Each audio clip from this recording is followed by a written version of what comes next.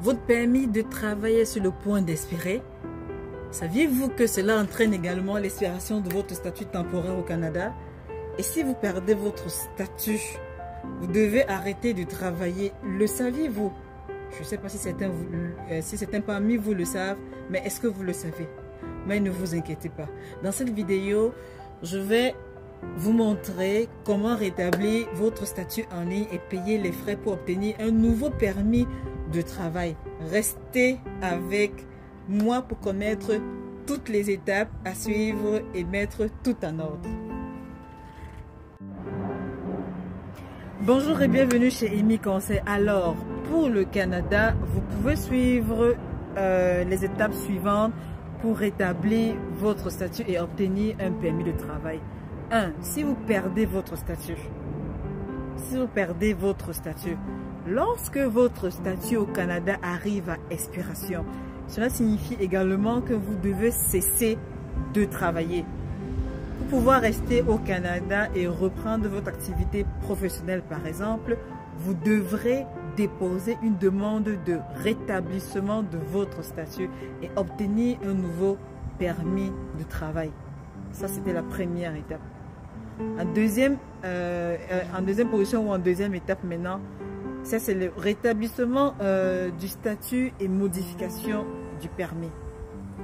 Si, je dis bien si, à la fois votre permis et votre statut ont expiré, vous devrez d'abord rétablir votre statut, puis vous pourrez ensuite faire une demande pour un autre permis.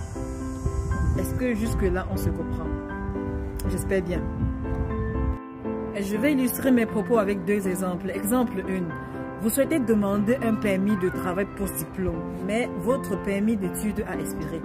Dans ce cas présent, si vous êtes admissible, vous pouvez rétablir votre statut d'étudiant et faire une demande de permis de travail post-diplôme. Okay? Exemple 2. Vous désirez obtenir un permis de travail différent, mais votre permis d'études a expiré. Pour cette situation ou pour le cas présent, si votre permis de travail a également expiré, vous devrez d'abord déposer une demande de rétablissement de votre statut et de l'autorisation de travail avant de procéder. Donc, si vous êtes admissible à un permis de travail, vous pourrez en faire la demande en même temps. Le système de demande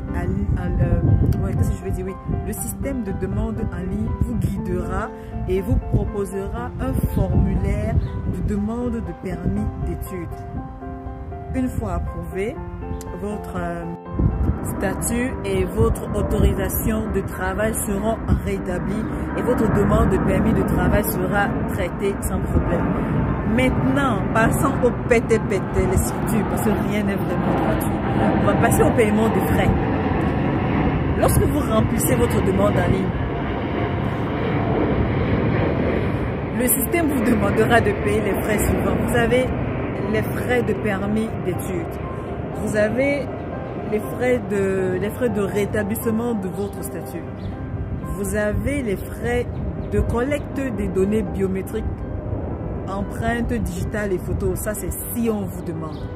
Ok? Ça, si on vous demande les empreintes digitales, vous allez donner vos empreintes digitales et photos. C'est tout ça qui fait partie des données biométriques, autant pour moi. Veuillez noter qu'il est important de déterminer si vous devez fournir des données biométriques. Et cela, vous pouvez éviter tout retard de traitement en payant séparément les frais de traitement de permis de travail et en téléversant votre reçu dans la section, vous allez voir la section renseignements supplémentaires de votre liste de contrôle de documents. Maintenant, passons aux étapes spéciales à suivre lors de la demande. Étape 1. Quel formulaire utiliser? Quels sont les formulaires ou quel est le formulaire que je vais utiliser? Nous allons utiliser le formulaire IMM 5710. Donc, en première étape, c'est quoi? Dans le formulaire IMM 5710, assurez-vous de sélectionner l'option, c'est écrit en gras là, dans les histoires là, rétablir mon statut travailleur. Rétablir mon statut travailleur. Dans la première section, à la question 3, l'objet de ma demande dépend de plusieurs éléments suivants. Donc vous allez en deuxième position maintenant sur une autre page.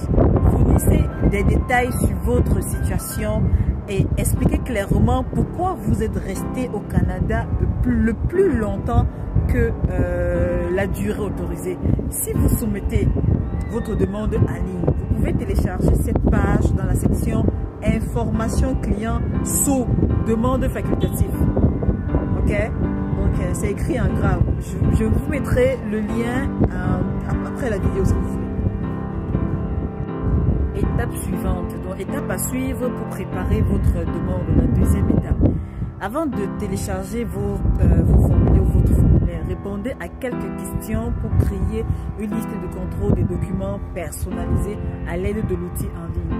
En deuxième étape maintenant, vérifiez les frais à payer. Une fois que vous avez rempli votre demande pour établir votre statut et obtenir un permis de travail, vous devrez payer les frais suivants. Vous avez les frais de rétablissement qui sont de 200 $, les frais de traitement de permis qui sont de 155 $.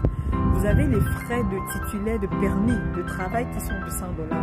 Bon, maintenant, ça c'est si, comme je dis souvent, si vous présentez une demande de permis de travail ouvert et de frais biométriques, je dis bien si vous devez fournir vos données biométriques, là vous devez payer 85 $. J'espère qu'on est clair là-dessus et qu'on se comprend par rapport à ça. Si vous voulez plus d'informations, je mettrai le lien en dessous de ma vidéo pour que chacun puisse aller se ressourcer et voir comment ça se passe. Si vous avez des questions, vous revenez vers moi. La prochaine maintenant, c'est quoi? La prochaine étape, c'est de créer un compte en ligne ou bien ouvrir une session, par exemple. Donc, vous aurez besoin d'un compte en ligne pour présenter votre demande. Ok, donc utilisez ce compte pour payer les frais, soumettre votre demande et vérifier l'état de votre demande. C'est pour ça que le compte a été créé pour moi. Après maintenant, après avoir présenté la demande, maintenant qu'est-ce qu'on fait? On fuit, on reste, on a peur, qu'est-ce qu'on fait? Non. Après avoir présenté la demande, maintenant vous pouvez rester au Canada pendant que votre demande est en cours de traitement. Maintenant ou cependant, veillez à ce que votre statut soit rétabli et que votre nouveau permis de travail soit délivré avant de reprendre votre activité professionnelle, car vous n'avez généralement pas le droit de travailler avant cela. Et moi, je conseille souvent comment on appelle ça, de vérifier en avant la date d'expiration de notre permis de travail et de commencer à déposer la demande 30 jours, voire même 60 jours avant que ça ne puisse expirer. Là, au moins, vous êtes dans les délais et vous attendez au même moment. D'accord? Je crois que cette fois-ci, c'est clair là-dessus. Nous sommes arrivés au terme de notre exposé. Donc, pour découvrir plus de conseils, d'informations sur l'immigration au Canada ou l'immigration partout dans le monde, abonnez-vous à ma chaîne et activez la notification pour ne manquer aucune de mes prochaines vidéos, autant pour moi. Si vous avez des questions ou des expériences à partager, n'hésitez pas à les laisser dans les commentaires ci-dessous. Merci de m'avoir suivi. C'était Imi Conseil, des astuces pour immigration réussie. Et à très bientôt pour de nouvelles vidéos. Ciao!